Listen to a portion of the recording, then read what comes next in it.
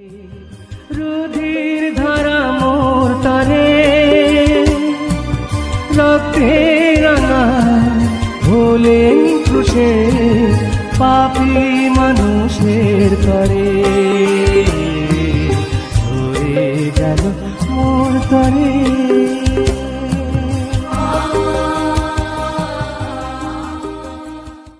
প্রিয় শ্রোতা বন্ধু, প্রভু যীশু খ্রিস্টের নামে স্বাগত জানাই।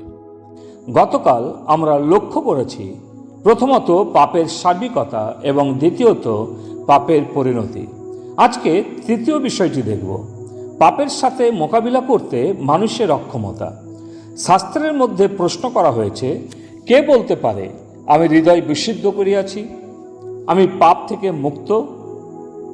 এবং মানুষের ব্যর্থতার সম্পূর্ণ সাক্ষ্য একত্রিত হয়ে বলে, কেউ না। যেমন একজন অন্ধ ব্যক্তি দেখতে পারে না, এক মৃত ব্যক্তি যেমন শ্বাস নিতে পারে না, যেমন একজন পাগল লোক স্বাভাবিক আচরণ করে না, তদ্রূপ একজন পাপী পাপশূন্য হতে পারে না। যেমন রোমীয় 8:7-8 লেখা আছে, কেননা মাংসের স্বভাব ঈশ্বরের প্রতি শত্রুতা, কারণ তাহা ঈশ্বরের ব্যবস্থার বশীভূত হয় না, বাস্তবিক হইতেও পারে না।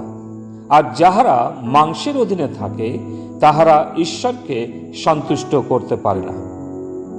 এটা এক গভীর প্রকাশ এবং সম্পূর্ণ প্রয়োজনের উন্মোচন, যা একজন মানুষকে কালভারির দিকে চালিত করে। ক্রুশের শব্দটি যারা বিনাশ পাচ্ছে তাদের কাছে মূর্খতা স্বরূপ, কিন্তু যারা নিজেদের অন্তরে অনুতাপ করেছে এবং করুণা পাওয়ার জন্য ক্রন্দন করছে তাদের কাছে পরিত্রাণ স্বরূপ। ক্রুশের কথাটি হচ্ছে ঈশ্বরের ক্ষমা, মুক্তি, মিলন এবং ঈশ্বরের ক্ষমতা লক্ষ্য করা। এটা কত হৃদয় বিদারক অভিজ্ঞতা যে আমরা ঈশ্বরকে সন্তুষ্ট করতে পারি না, আমরা ভালোবাসতে পারি না, আমরা অনুতপ্ত হতে পারি না, আমরা বিশ্বাস রাখতে পারছি না, এমনকি পরিত্রাণ পেতে আমরা ইচ্ছা পর্যন্ত করতে পারি না, যতক্ষণ না ঈশ্বরের দয়া ও করুণা আমাদের কাছ পর্যন্ত এসে পৌঁছায়।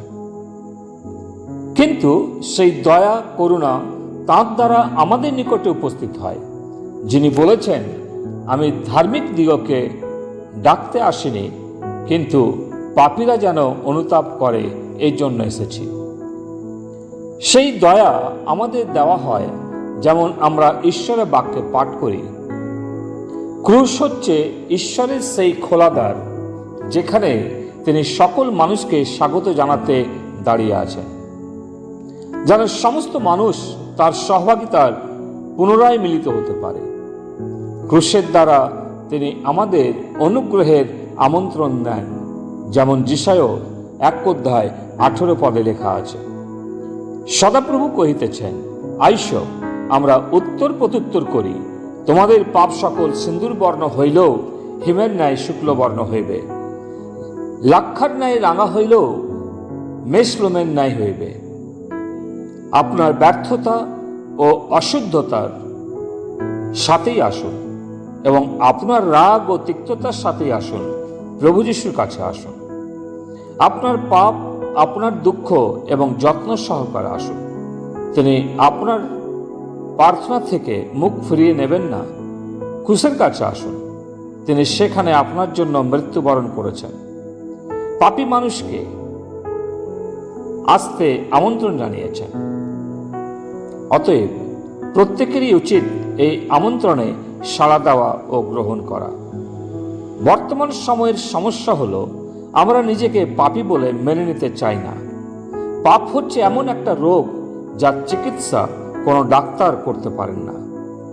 ডাক্তার পারেন আপনার হৃদয়কে বা হার্টকে সার্জারি করতে ও রক্তনালীগুলো পরিষ্কার করতে, কিন্তু অন্তরের মধ্যে যে পাপ তা পরিষ্কার করতে পারেন না।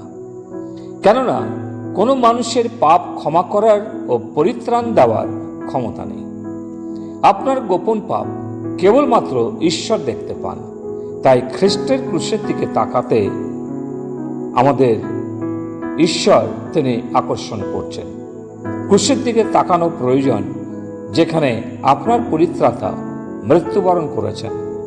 মানুষ পাপের সাথে মোকাবিলা করতে অক্ষম, তাই ঈশ্বরেরই ব্যবস্থা করলেন যেন প্রভু যিশুর দ্বারা আমরা পাপের উপর বিজয় লাভ করি। অতএব আপনি যদি পাপের ক্ষমা পেতে ইচ্ছুক, তাহলে প্রভু যীশু খ্রিস্টের কাছে আসুন এবং প্রার্থনা করুন। সর্বশক্তিমান ঈশ্বর, যিনি তোমার পুত্র যীশু খ্রিস্টের ক্রুশের মাধ্যমে সমস্ত মানুষকে অনুতাপ ও বিশ্বাস করার জন্য আহ্বান জানান, এবং তিনি প্রতিশ্রুতি দিয়েছেন যে তার মাধ্যমে যারা তোমার কাছে আসবে তাদের গ্রহণ করবে। আমরা তোমার সামনে নতমস্তক করি, আমাদের প্রতি দয়া করো, আমাদের জীবনের বিদ্রোহ এবং অবাধ্যতাকে ক্ষমা করো, ক্রুশের শক্তি দ্বারা আমাদেরকে পরিষ্কার করো এবং পুনরায় আমাদের নূতন করো, এবং আমাদের প্রভু যীশু খ্রিস্টের অনুগ্রহে প্রতিদিন ক্রুশের ছায়াতে চলতে শক্তি প্রদান করো, যেন আমরা তোমার অনুগ্রহেতে জীবন লাভ করি। প্রভু যীশু খ্রিস্টের নামে এই প্রার্থনা যাচনা করি, আমেন। রুধির ধারা মোর তরে, রক্তের রাঙা হলেন ক্রুশে পাপী মানুষের তরে, ধরে গেল মোর তরে।